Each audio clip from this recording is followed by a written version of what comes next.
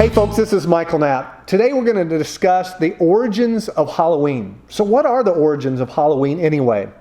First, do you realize there's 172 million Americans that participate in the celebration of Halloween each year? It's estimated the average Halloween shopper spends $86 on Halloween supplies. This includes candy, costumes, and other types of things. In 2018, Halloween reached record-breaking sales of $9.1 billion. That's second to Christmas. So what's this celebration about anyway? How many of you ever heard of the word Druid? What images conjure up in your mind when you think of the word Druid? Now, I don't know about you. When I think of a Druid, I think of someone in a dark, scary, black costume with hideous face paint or mask, walking through a graveyard. That's the image that I have in my mind. Now, but what actually is a Druid, and why is it important to understand who the Druids are in relation to Halloween? A Druid was a high-ranking professional class in the ancient cultic cultures. Perhaps best remembered as religious leaders, they were also legal authorities, adjudicators, lore keepers. The Druids were often also medical professionals and political advisors. Earliest known records of the Druids existed about 300 years before Christ. Now, let me start by explaining early Old Testament Judaism. Old Testament Jews had priests that basically served as mediators between God and man. They were responsible for the religious affairs of the people, passing down God's laws. Now, in the same way, there was another group of people that were called Persian priests. And they were also responsible for the religious affairs of the Persian people. But they had a second responsibility. They also governed the people politically. So not only did they pass down the religious laws of the people, but they actually governed the people politically.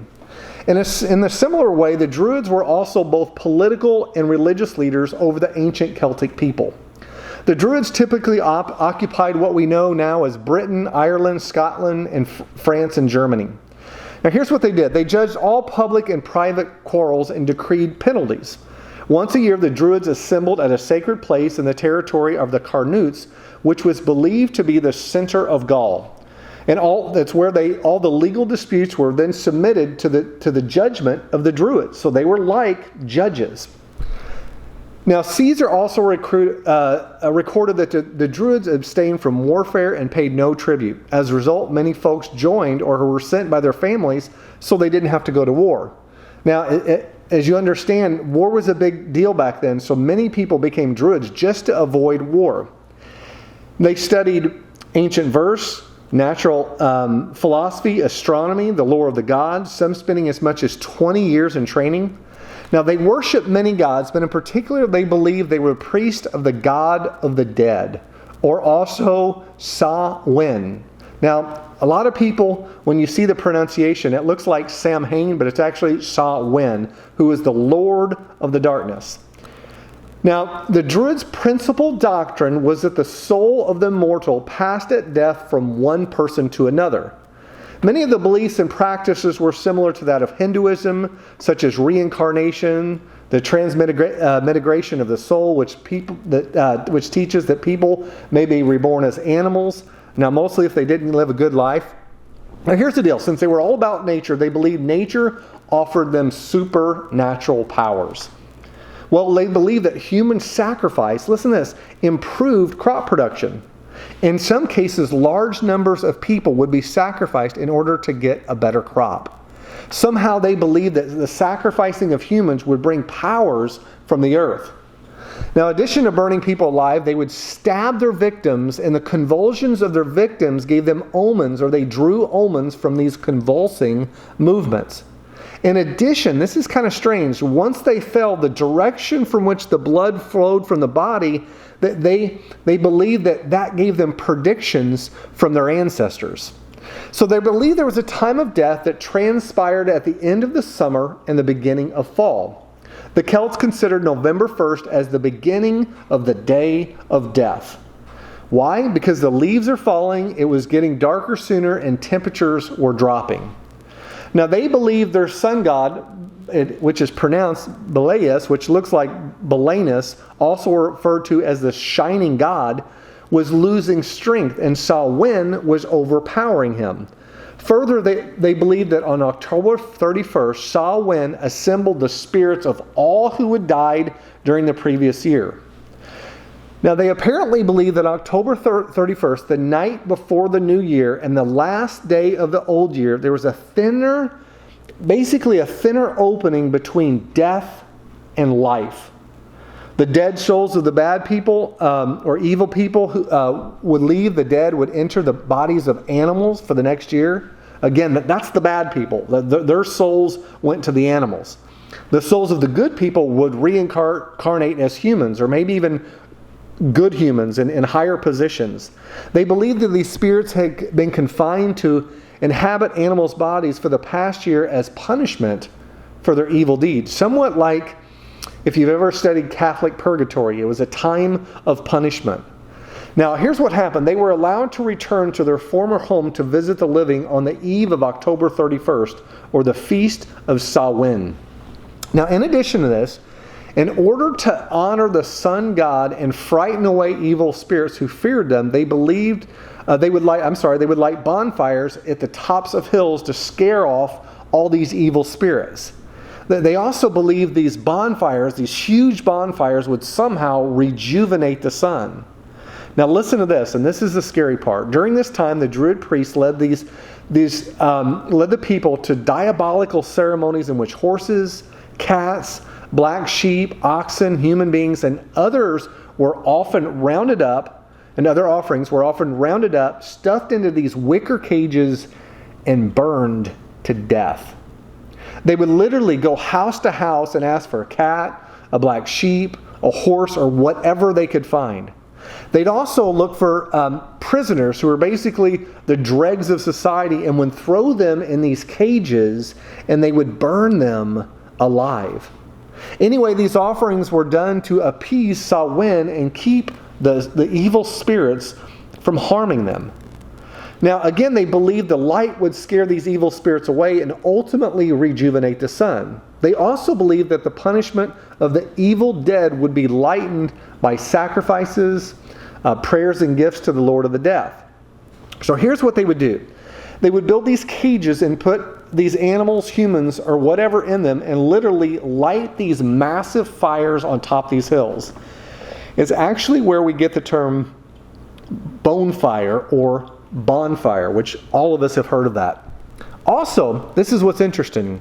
If you made an offering, those who gave the offering were promised prosperity in the coming year. However, if you didn't make an offering, you were cursed or threatened. It was also believed that these evil spirits would roam the area and they would be hungry. Now, the only way to appease these evil spirits was by offering them a treat. As a result, they would leave a treat on the front porch in hopes that they would make these spirits happy. Now, if you didn't, it was likely that these evil spirits would trick you by doing something bad. That's where we get the phrase trick or treat. You have a choice.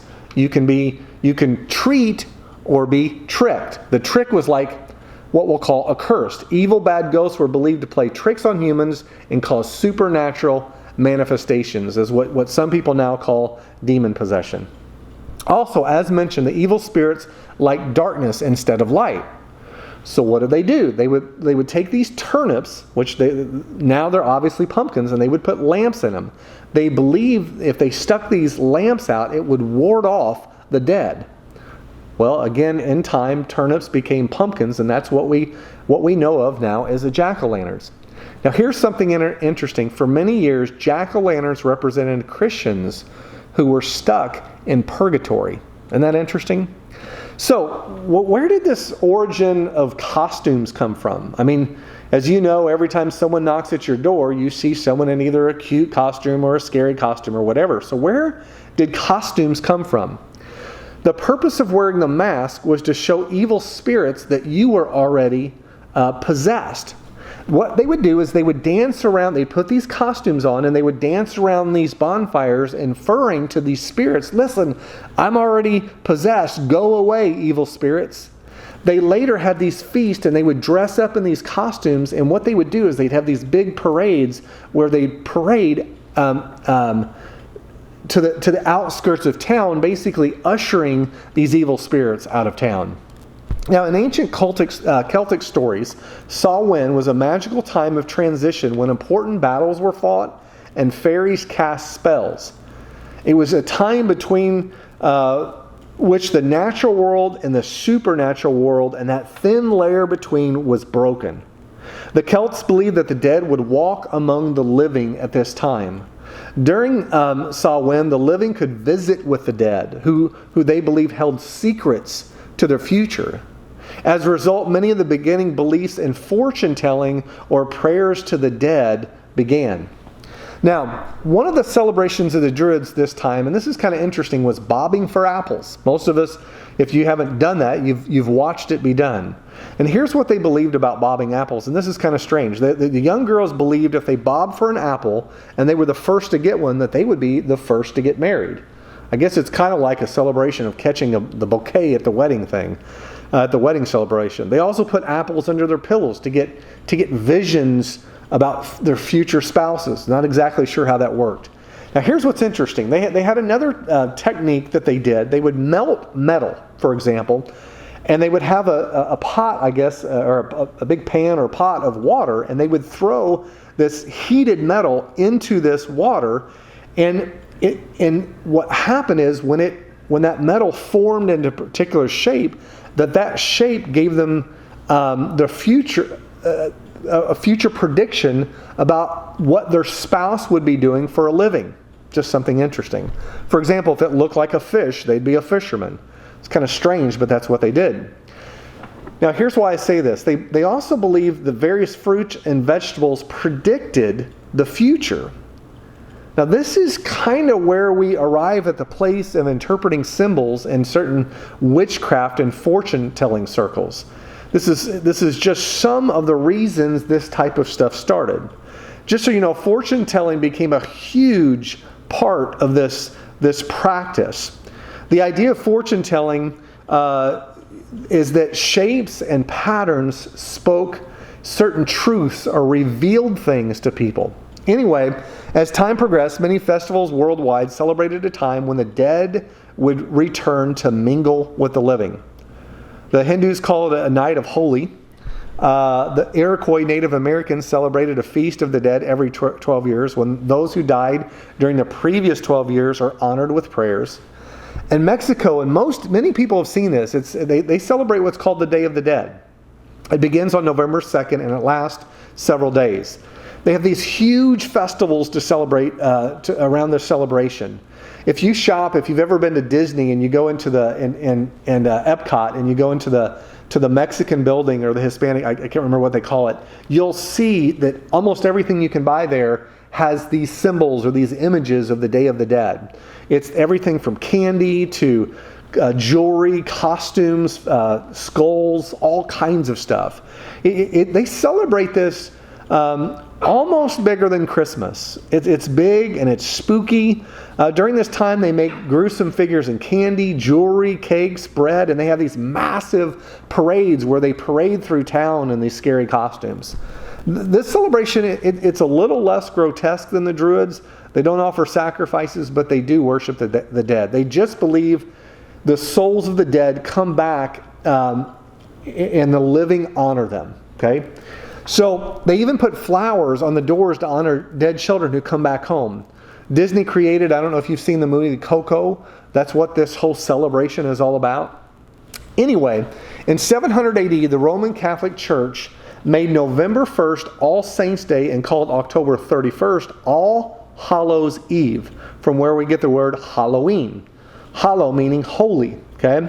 And the old pagan customs and the Christian feast day were combined into the Halloween festival because people, honestly, folks, refuse to leave or abandon some old, very dark customs. Now, the question is, why is this important to learn? Many of our occultic practices trace their roots back to this pagan holiday. Halloween is for many a crossover involvement in which innocent games lead to serious entanglement with witches, neo-pagans, New Agers, and other occultists. Now pay attention to New Agers. They have this huge bent on the idea of Mother Earth, that somehow powers come from it. This is all tied in with this. Forms of the occult can include mediums, channelers, clairvoyants, psychics, spiritists, diviners, mystics, gurus, shamans, yogis, psychics, and holistic healers, astral travel, astrology, mysticism, Ouija boards, tarot cards, contact with the dead, UFOs, and thousands of other practices. Now, let's talk about Ouija boards for a second. These are very dark and have been the result of many demon possessions. When you play with these things, you're literally opening up a window in the spirit realm. Now, the same is true with some of the others above. Pay attention to this. This is scary. There are more Ouija board sales during Halloween than any other time of the year. Supposedly, and I didn't see it or even hear about it until late, but there was a movie came out, and I believe it was 2014, called Ouija or something like that. Guess how much it increased the sales of Ouija boards? 300%, and it's stayed up since then. So much so that kids are now asking them for Ouija boards for Christmas. Now, let's talk about psychics for a second. It's a $2 billion industry with 94,000 psychics just in the U.S. Now, notice how many of those psychic or tarot card reading places are in some fairly low rent district places. They're typically targeting the weak, the struggling, etc. However, listen to this. They're experiencing a 2% increase in business each year. That's actually, if you're a numbers person and you're an accountant, that's huge numbers. Here's what's alarming. 22% of Americans have supposedly visited one within the last year. Here's the deal. The point is, this stuff is heavily on the rise. Now, let's look at costumes and look at some of their origin. How many of you are familiar with the famous Dracula, right? We all know about Dracula. How many remember maybe dressing like him as a kid or seeing a Dracula come to your door on Halloween? You can guarantee that each night at least one's going to show up on your doorstep. Now, Vlad or Dracula was born in 1431. It's a true character in Transylvania into a noble family. His father was called Dracul, meaning dragon or devil, in Romanian because he belonged to the Order of the Dragon, which actually, sadly, was supposedly a Christian group to begin with. Anyway, the Order of the Dragon fought the Muslim Ottoman Empire. Again, Dracula also means son of Dracul in Romanian. Now, as the ruler of Wallachia, now part of Romania, Vlad Tepes became notorious for the brutal attacks he employed against his enemies. Listen to this, including torture, mutilation, and mass murder. Now, although he didn't shy away from disembowelment, decapitation, or boiling or skinning his victim alive, his preferred method was impalement, or driving a wooden stake through their bodies and leaving them to die of exposure. Listen to this. During his campaign against Ottoman invaders in 1462, Vlad reportedly had as many as 20,000 victims impaled on the banks of the Danube. Captured by Hungarian forces and imprisoned, he was finally able to regain his seat in 1476, only to be killed in battle the same year. Now, some particularly gruesome accounts claim that Vlad, listen to this, liked to dine among the impaled bodies of his victims. I don't know how he did it. I don't know if he set them up at the dinner table or exactly what happened, but he would dine with them. How disgusting is that? He would even take bread and dip them into their blood. His claims to infancy are based on tens of thousands of people he impaled on large stakes and left hanging in agony for hours before they died. And hundreds he locked in a building and then burned the building down to the ground. Now, these gory details, as well as his legacy, adopted the name Dracula and his birthplace of Transylvania, have convinced many scholars that Vlad the Impaler provided the spiritual information from Bram Stoker's famous novel, you guessed it, Dracula, which was published in 1897. Bram Stoker's Gothic novel Dracula launched an entire literature and film about vampires. Those sinister figures whose their supernatural powers led them to hunt humans and drink their blood. So that's where we get these Dracula costumes. Now let's look at a few other things. I could go on forever about this stuff, but I want to lead you to some very, very powerful quotes. Okay, let me read a few. Wiccan high priestess, I believe her name is Valentia, said of Halloween. Halloween is one of the 4 great sabbats, which is Sabbaths, of the witches that everyone has heard about. To witches, Halloween is a serious occasion. However merrily celebrated, it's the old Celtic Eve of Samhain. Now, let's look at another one. This is Sharon Graham, who fancies herself as a high priestess of the Salem witches. Listen to what she says. Salem, Massachusetts is a mecca, especially around Samhain. It's our holiday, our new year, and lots of witches come here from all over the world. Here's something to pay attention to. That during the week or two before Halloween, many animal shelters will actually prevent the sales of certain animals, in particular black cats. Something to note. Anyone ever heard of Anton LaVey? He founded the Church of Satan in 1966 and authored the famous Satanic Bible in 1968. He said, listen to this, Halloween is the 3rd highest day on the Satanic calendar for Satanists. LaVey wrote this in the Satanic Bible. After one's birthday, the 2 major Satanic holidays are Walpurgisnacht, May 1st, and Halloween. Listen to what else he said. Anton LaVey, the founder of the Church of Satan, said, I am glad that Christian parents let their children worship the devil at least one night out of the year. Welcome to Halloween. Let's read another quote. The official website of the Church of Satan states on their frequently asked page that Halloween is a time when the masses, pay attention to this, reach down inside and touch the darkness, which for us Satanists is a daily mode of existence, as they may freely indulge their fantasies by donning costumes that allow for intense role-playing and release of the demonic core.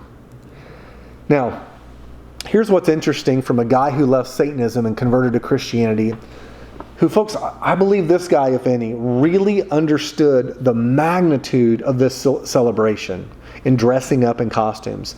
His name is John Ramirez.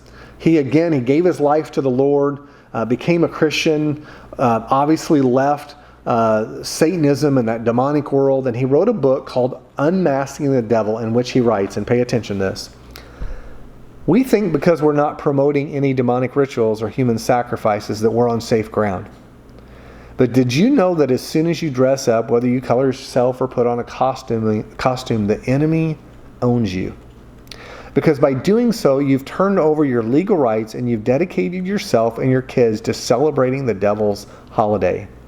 You've just made a pact with the enemy, and you're already sacrificing your children spiritually by dressing them up and changing their identity. Now here's the deal. The idea is when you're in this darkness, and what I mean by a guy like this, when he's really in this darkness, he's a Satanist, you understand, you get this symbolism. Now, do I think most people realize this? Do I think most moms and dads that are dressing their kids up in costumes are thinking anything like this? No. However, someone that comes from Satanism and they see parents doing this, obviously they're very alarmed. So the question is, if you're a believer, what does the Bible say about all this? And should we as Christians participate in the celebration of Halloween? Since early times, people have sought supernatural experiences that God didn't endorse. The nations that surrounded the Promised Land were saturated with such practices, and God had stern warnings for His people concerning any involvement with them. In Deuteronomy 18, it says, when you enter the land the Lord your God is giving you, don't learn to imitate the detestable ways of the nations there. Let no one be found you who sacrifices their son or daughter in the fire, who practices divination or sorcery, interprets omens, engages in witchcraft or casts spells, or who's a medium or spiritist, or who consults the dead. Anyone who does these things is detestable to the Lord. Guys, God takes witchcraft very, very seriously. The penalty for practicing witchcraft under Mosaic law was originally death. You can find that in Exodus 22 and Leviticus 20. In 1 Chronicles chapter 10 it says, Saul died because he was unfaithful to the Lord. He did not keep the word of the Lord and even consulted a medium for guidance. In the New Testament, this is crazy. You may have never heard this before, but the word sorcery is translated from the Greek word pharmakeia, which is where we get the word pharmacy. You can study that in Galatians 5 and Revelations 18. Now, witchcraft and spiritism, here's what happened. Often involved the ritualistic use of magic potions and mind-altering drugs. You've seen the witches that do you've seen that kind of comically. But what happened is, using illicit drugs, they believed opened the people up to the invasion of demonic spirits. Engaging in a practice or taking a substance to achieve an altered state of conscious is a form of actual witchcraft. Actually, here's what's interesting. Most of the origins of original mind-altering drugs, the purpose of creating them was so that the spirit, man's spirit, would become weak so that the demons would enter in. So, that leaves us with kind of a conclusion. Should Christians participate in what we'll call the celebration of Halloween? I'm just going to leave you with this. In regard to any holiday or really any type of festival or celebration, you have to ask yourself these few questions. 4 of them. And I'm sure there's many more. Number 1, does your celebration glorify God? Number 2, does your celebration point people to Jesus? Number 3, does your celebration in any way offend Jesus? And number 4, does your celebration compromise God's Word? Now, that's what I'm going to leave with you. Now, I'm going to encourage you, there's other places to find other great articles on this matter. I would type in the origins of Halloween or the pagan origins of Halloween. There's a lot of other really great sources where you can find loads of information, obviously, on the internet. We also, if you're interested in learning more about the Bible, we study as a church through the Bible chapter by chapter and verse by verse. Visit our website at thewellchurchfl.com. That's thewellchurchfl.com. Thanks so much for watching, and have a blessed day.